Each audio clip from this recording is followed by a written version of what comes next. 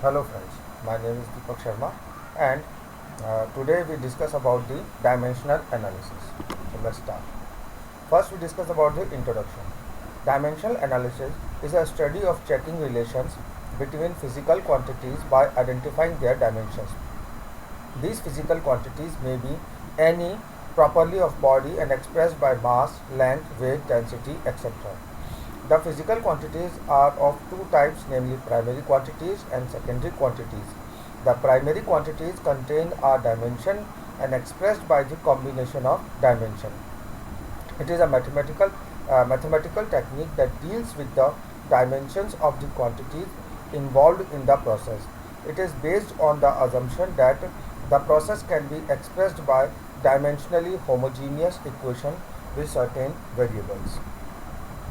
Now we discuss about the physical quantities.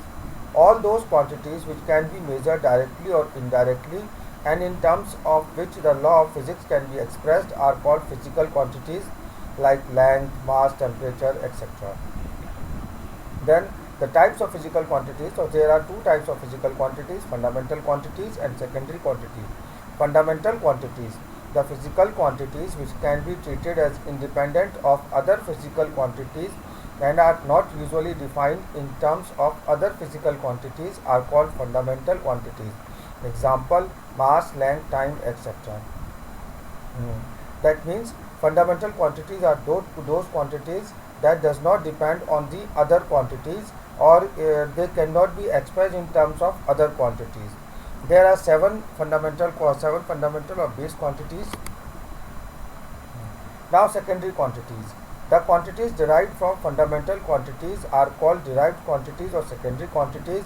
Example, area, volume, velocity, force, etc., acceleration, etc. That means these quantities depend on the fundamental quantities. Now we discuss about the dimensional homogeneity. An equation is said to be dimensional homogeneous if the fundamental dimensions have identical powers of MLT on both sides, and after equating the powers of MLT, we can express the value of powers. Where example Q is equals to example is shown in this slide in which Q is the discharge. Discharge is equals to area into velocity. Discharge is the volume flow rate. That means volume per second. So its dimension is LQ per time per t. L cube divided by t, which is equals to area L square. Area is shown by the L square and velocity is shown by the L by t, and again it is equal to L cube by t. So we can say that the both side of the dimensions are equal, so the quantities are equal. So we can say that this is a dimensional homogeneity. Q is the volume, A is the cross section area, and V is the velocity. Now we discuss about the Buckingham's pi theorem. The Buckingham pi theorem states that if there are n variables, independent and dependent, all in a dimensionally homogeneous expansion, and if these variables contain m fundamental dimensions, then the variable is grouped into non-dimensional independent terms.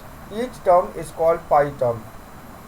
Suppose a variable x1 depends upon independent variable x2, x3 and so on. Then the functional equation is shown by the equation number 1, in which x1 is the function of x2, x3 and xn.